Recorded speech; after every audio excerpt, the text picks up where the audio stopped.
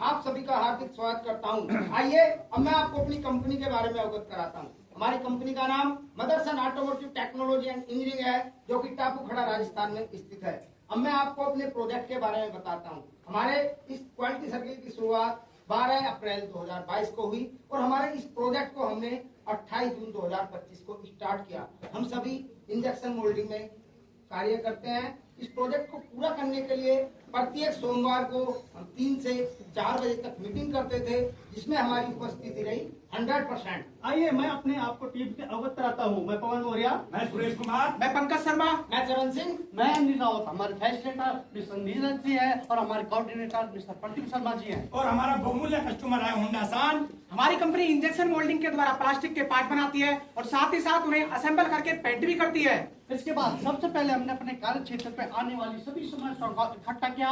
हमने A B C 3 category में विभाजित किया, जिसमें ए कैटेगरी में 16, बी कैटेगरी में 15 और सी कैटेगरी में 9 समस्याएं मिली। उसके बाद ए कैटेगरी की सभी समस्याओं को हमने लिस्ट आउट किया है और पोस्ट को आधार मानकर हमने अपने प्रोजेक्ट का चयन किया है, जिसमें बेस रूफ का रिजेक्शन सबसे अधिक हो रहा था। इसलिए हमारी टीम ने इस पे काम करने का निर्णय लिया। आइए अब रिजेक्शन के प्रभाव को भी समझ लेते हैं। क्वालिटी में होगी, पोस्ट में बढ़ेगी, डिलीवरी में टाइम बढ़ेगा, मोरल में डाउन होगा और सेफ्टी में सेफ्टी रेट घटेगा।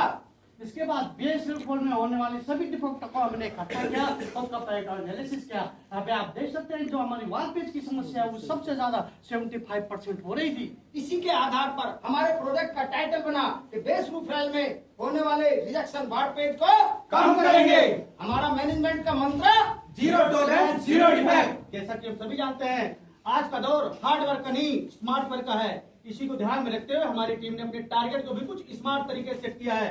इसमें S4 Specific, M4 Measurable, A4 Achievable, R4 Realistic, T4 Time bound। इसी को ध्यान में रखते हुए हमारा जो रिएक्शन परसेंटेज 8.85 आ रहा था उसको 100% कम करके 0 पे लाने का लक्ष्य निर्धारित किया।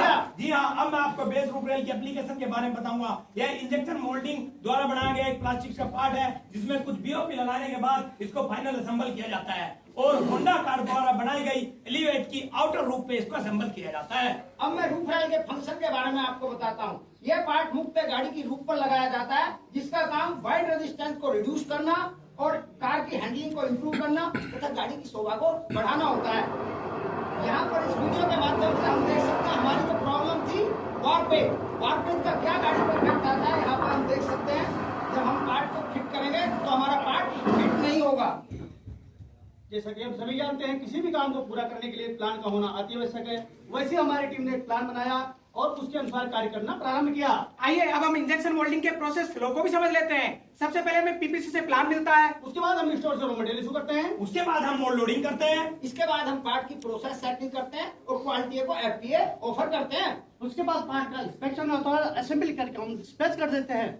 उसके बाद हमारी टीम ने डाटा का एनालाइज करना शुरू किया और हमने पाया shift wise production, no significant variation, operator wise production, no significant variation, wise man power data, no significant variation, wise machine cycle time, no significant variation, wise direction data, no significant variation, wise machine down, no significant variation. श्रीमान जी, इसके बाद वार पे जाने के सभी संभावित कारणों को हमारी टीम ने ब्रेनस्टॉर्मिंग की और क्वालिटी सर्कल के बहुमूल्य tool cause and effect diagram के मैन, मशीन, मेटेरियल मेथड में विभाजित किया। उसके बाद हमारी टीम ने एक एक कोच का वैलिडेशन करना शुरू किया। जो कोच हमारे प्रोसेस को प्रभावित कर रहे थे उनको वैलिड, जो प्रभावित नहीं कर रहे थे उनको इनवैलिड में दर्शाया है। इसके बाद हमारी टीम अपने शॉप फ्लोर पर गई और गैम्बा किया। गैम्बा के अनुसार जब हमने सपोज नंबर 1 ऑपरेटर अवेयरनेस का वैलिडेशन किया तो हमने पाया कि स्किल मैट्रिक्स के आधार पर हमारे सभी ऑपरेटर स्किल थे। सो दिस कॉज इज इनवैलिड। सब कुछ नंबर 2 का वैलिडेशन करने के लिए हमारी टीम मशीन पर गई और ऑपरेटर से डिस्कस करने पे पाया कि उसे हेल्थ एंड फैटिग की कोई समस्या नहीं है। सो this cause is invalid. Suppose number 3 metal degrade का वैलिडेशन करने के लिए हमारी टीम मशीन पर गई और जब मशीन के बैरल का टेम्परेचर चेक किया तो हमने पाया मशीन के बैरल का temperature as per SMC okay था। So this cause is invalid. इसी प्रकार हमने 12वें नंबर कॉल का जब वैलिडेशन किया तो हमने देखा, आप स्टेटस डायग्राम द्वारा भी देख सकते हैं कि ऑपरेटर द्वारा जैसे जैसे कूलिंग पिक्चर में पार्ट को लगाने में डिले हो रहा है, हमारी वार्पेज की समस्या बढ़ जा रही है, जिसके कारण गैप ऑब्जर्व हो रहा था। So this cause is valid. और हमने इसी प्रकार से अपने सभी सब कोच का वैलिडेशन किया। समस्या तो हमें पता चल गई, लेकिन समस्या की जड़ तक जाने के लिए हमारी टीम ने क्यूसी की बहुमूल्य टेक्निक वाई एनालिसिस का इस्तेमाल किया, जिसमें हमारा वैलिड कोड था कि हमारे पार्ट में वारपेज की कंसर्न आ रही थी। वारपेज की कंसर्न क्यों आ रही थी? चेकिंग पिक्चर के दौरान ही गैप ऑब्जर्व हो रहा है। क्यों ऑब्जर्व हो रहा था? क्योंकि कूलिंग के बाद हमारा पार्ट वार्प हो रहा था। वार्प क्यों हो रहा था? क्योंकि पार्ट को कूलिंग पिक्चर को लगाने में हम डिले कर रहे थे। डिले क्यों कर रहे थे? क्योंकि एग्जिट प्रोसेसिंग डिजाइन के अनुसार ही ऐसा हो रहा था। इससे क्या समस्या आ रही थी? इससे हमारे प्रोसेस के अनुसार पार्ट रिवर्क होने के बाद पार्ट पिक्चर में लग रहा था। क्या यही निकला हमारा रूट पर? जी हाँ। रूट कोज को सत्यापित करने के लिए फिर हमने डाटा एनालिसिस किया। आप देख सकते हैं कि पार्ट का टेम्परेचर जैसे जैसे कम हो जाता है तो वार्पेज की समस्या बढ़ जा रही है, जो अपने आप में रूट कोज हमारा सत्यापित होता है। श्रीमान जी, हमने अपने समस्या को दूर करने के लिए दोबारा से ब्रेनस्टॉर्मिंग टेक्निक का सहारा लिया और यहाँ पर हमारी टीम ने कुछ सुधार जनरेट किए। हमने जो रूट कोज निकाला था कि हमारा रिवर्किंग के दौरान डिले होने पर पार्ट पिक्चर में देरी से लगता था, जिसके कारण वारपेज की समस्या जनरेट होती थी। इसके लिए हमने सुझाव दिए। उसके लिए हमारी टीम ने 3 सुझाव दिया, जिसमें पहला सुझाव ये था कि हम पार्ट को बिना रिवर्क किए ही पिक्चर पे लोड करेंगे। एडवांटेज, हाँ, ऐसा हम कर सकते हैं। ऐसा करने से पार्ट हमारा पिक्चर में टाइमली लगेगा। डिसएडवांटेज, नहीं, ऐसा हम नहीं कर सकते। पार्ट बिना गेट कटिंग के पिक्चर में लगाना पॉसिबल नहीं है। Suggestion Rejected। दूसरा सुझाव ये था कि रिवर्क को जल्दी करके और पिक्चर पे जल्दी लगाने के लिए हम यहाँ पे एक्स्ट्रा मैन पावर को लगाएं। एडवांटेज, हाँ, ऐसा भी हम कर सकते हैं। ऐसा करने से पार्ट हमारा कूलिंग पिक्चर में टाइमली लगेगा। डिसएडवांटेज, नहीं, ऐसा हम नहीं कर सकते। ऐसा करने से हमारी मैन पावर की कोच इंक्रीज हो जाएगी। Suggestion Rejected। तीसरा कोड था कि हम अपने रिवर्क प्रोसेस को दोबारा से रियलाइन करेंगे। एडवांटेज, हाँ, ऐसा भी हम कर सकते हैं। ऐसा करने से हमारा पार्ट कूलिंग पिक्चर में जल्दी लगेगा। डिसएडवांटेज, हाँ, ऐसा हम कर सकते हैं। इससे कोई प्रॉब्लम भी नहीं आएगी। Suggestion Accepted। हमारे द्वारा लगाए गए सुझाव से कोई अतिरिक्त बाधा तो उत्पन्न नहीं हो जाएगी। इसको ध्यान में रखते हुए हमारी टीम ने अपने सभी डिपार्टमेंट वाइज इसका फोर्सिंग रेजिस्टेंस चेक किया। Operator side, No resistance। Cooling side, No resistance। Quality side, No resistance। Maintenance side, No resistance। Management side, No resistance। Solution ये निकाला गया कि हम केवल गेट पॉइंट काट के पार्ट को पूरा रिवर्क ना करके इसको पार्ट को पिक्चर पे लगाएंगे। काउंटर मेजर 1 में जैसा कि आप B4 की पिक्चर में देख रहे हैं, पहले हमारा ऑपरेटर पार्ट को निकालता था, गेट कटिंग करता था, डीप्लाइज करता था और पूरा प्रॉपर रिवर्क करने के बाद ही पार्ट पिक्चर में लगता था, जिसमें 5 मिनट का टाइम लग रहा था, जिस कारण हमारे पार्ट में वारपेज की समस्या हो रही थी। वो उसके बाद जैसे कि आप आफ्टर पिक्चर में देख रहे हैं, उसका वो ऑपरेटर हमारा पार्ट को निकाल कर गेट को एक्टिंग करते ही तुरंत पार्ट को पहले पिक्चर में लगाता है, जिसमें हमारा 90 मिनट तक का 1.5 मिनट तक का सेकंड टाइम आ रहा है। साथ ही साथ जब हमने इसका ट्रायल किया था, जो पर डे वारपेज का 32 पार्ट रिजेक्ट हो रहा था, वो करके 4 हो गया। So this trial is successful. यहाँ पे हमारा ट्रायल सक्सेसफुल रहा, लेकिन हमारी टीम यहाँ पे थोड़ा हताश हुई क्योंकि हमने अपने टारगेट को अचीव नहीं किया। Oh no. प्रयास करो, जब तक है आस प्रयास करो। इसी मंत्र से प्रेरणा लेकर दोबारा से हमारी टीम नई ऊर्जा के साथ मैदान में गई और ब्रेनस्टॉर्मिंग के द्वारा नए सॉल्यूशन डेवलप किए। इसके बाद हमारी टीम ने अपनी फिजिबिलिटी को चेक किया और जिसमें से 4 सॉल्यूशन दिए, जिसमें से 2 को एक्सेप्ट और 2 को रिजेक्ट किया। काउंटर मेजर 1 में जैसा कि बिफोर की पिक्चर में हम देख पा रहे हैं, हमने अपने जो हमारा जो कूलिंग जिग था उसको हमने टॉप व्यू और साइड व्यू को समझा।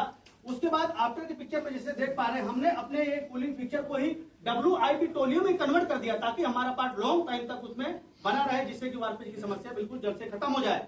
इसके बाद हमारी टीम ने इसका ट्रायल किया। जो वारपेज के कारण पर डे 32 पार्ट रिजेक्ट हो रहा था वो घटकर अब 0 पर आ गया है। श्रीमान जी, जैसा कि हम सभी जानते हैं कि अपने द्वारा लगाए सुझावों को हमने परफॉर्मेंस चेक किया। यहाँ पर इस ट्रॉली को हम देख सकते हैं। यहाँ पे हमने ये दिखाने की कोशिश की है, जो हमने फिक्सर ट्रॉली में बनाया है उसको इस प्रकार से पार्ट को रखते हैं और फिक्सर को लगा देते हैं, जिससे आप वारपेज की प्रॉब्लम आएगी ही नहीं। इसके साथ ही हमने अपने असेंबली में भी काइजन कराया। बिफोर में देख सकते हैं कि वारपेज को चेक करने के लिए कोई वहाँ पे प्रोविजन नहीं था। अब हमने आफ्टर में आप देख सकते हैं कि हमने अपने एसपी में प्रोवाइड करवाया। वो वारपेज को चेक करेगा और मशीन को रोक देगा, जो अपने ऑपरेटर का कार्य कर रहा है। ट्रायल के दौरान हमने टूल रूम की सहायता से 3D के माध्यम से होल्डिंग में आने वाले फ्लो और एयर वेट लाइन को भी समझा। श्रीमान जी, हमने प्रॉब्लम को तो समाप्त कर लिया, लेकिन हमारे द्वारा लगाए गए सुझाव भविष्य में भी सुचारू रूप से कार्य करते रहे, इसको ध्यान में रखते हुए दोबारा से हमने IW1 टेक्निक के माध्यम से अपने सभी सुझावों का स्टैंडर्डाइजेशन किया है। इसके लिए हमने FME को अपडेट कराया, रिवाइज कराया, अपने पोका योके के बारे में अपने सभी सहकर्मियों को इसकी ट्रेनिंग दी तथा चेक शीट बनाई, जिसे हम डेली बेस पे अपडेट करते हैं। प्रोजेक्टेड डिप्लॉयमेंट की बात करें तो हमने अपने चेन्नई यूनिट में इसको इम्प्लीमेंट कर दिया है और अदर यूनिट में हमने इसको शेयर भी किया है। श्रीमान जी, अपने सभी सुझाव और कायदन को पूर्ण रूप से लागू करने के बाद अब हमने अपना रिजल्ट देखा तो पाया जो पहले हमारा रिजेक्शन 8.85% आ रहा था वह घटकर अब 0 पर आ गया है, जिससे हमने अपने टारगेट को अचीव किया। यहाँ इस पैरेटो के माध्यम से हम देख सकते हैं जो वारपेज की समस्या हमारे लिए सबसे बड़ी थी घटकर 0 पर आ गई है। इस लाइन ग्राफ के माध्यम से हम क्वालिटी सर्किल से पहले, क्वालिटी सर्किल के दौरान और बाद की स्थिति को यथावत देख रहे हैं, जिसे हम निरंतर मॉनिटर भी कर रहे हैं। श्रीमान जी, हमारे बात का एक्टिविटी प्लान है। यहाँ पे हमने अपने काम को समय से पूरा किया है। क्वालिटी सर्कल को पूरा करने से हमें 2 प्रकार का लाभ भी हुआ है। हम बात करते हैं टेंजिबल बेनिफिट की। टेंजिबल बेनिफिट के रूप में हमने सालाना 25,94,843 रुपए की बचत की है, जिसको हमने अपने फाइनेंस डिपार्टमेंट से वेरीफाई भी कराया है। इस प्रोजेक्ट को पूरा करने में हमने 1,80,325 रुपए का खर्चा भी किया है, जिसकी ROI को हम 24 दिन में पूरा कर सकते हैं। इंटेंजिबल की बात करें तो हमारा जो डिलीवरी टाइम था वो इम्प्रूव हुआ, प्रेजेंटेशन स्किल इंप्रूवमेंट हुई, प्रॉब्लम सॉल्विंग की स्किल इंप्रूव हुआ, मोरल इंप्रूव हुआ, सेल्फ डेवलपमेंट भी हुआ। हमारे पार्ट का रिजेक्शन कम होने से हमारी मैनेजमेंट खुश हुई है और हमारी टीम को अप्रिशिएट भी किया है। इस प्रोजेक्ट को सफलतापूर्वक पूरा करने के लिए जो क्वालिटी सर्किल की टूल और टेक्निक हमने यूज किए हैं, जैसे brainstorming, ABC analysis, IW1 bar graph check sheet इत्यादि, हमारे टीम के कुछ अचीवमेंट है जहाँ पे दिखाए गए हैं। श्रीमान जी, इस प्रोजेक्ट पर कार्य करने से हमारे की पॉइंट्स भी रहे हैं। जैसे हाई रिजेक्शन को जानने के लिए हमने रैंकिंग मेथड का सहारा लिया। वारपेज के कंसर्न को 100% खत्म करने के लिए हमने एक उचित टारगेट का सिलेक्शन किया। वारपेज की समस्या को 0 कर प्रत्यक्ष लाभ के रूप में सालाना 25,94,843 रुपए की शुद्ध बचत भी की है। अंत में मैं अपनी मंथन टीम की तरफ से सभी के लिए एक प्रेरणा स्रोत गाता हूँ, ध्यान से सुनिएगा। ये QC की राहें ले ही जाएंगी मंजिल तक, हौसला रख। ये QC की राहें ले ही जाएंगी मंजिल तक, हौसला रख। कभी सुना है कि अंधेरे की वजह से कभी सवेरा ही नहीं हुआ। हमारा नेक्स्ट प्रोजेक्ट है कि माउंटिंग बेस में होने वाले रिजेक्शन को कम करेंगे, जिसको हमने कंप्लीट कर लिया है। इस प्रोजेक्ट से संबंधित आपके बहुमूल्य प्रश्न और सुझाव सादर आमंत्रित हैं। धन्यवाद।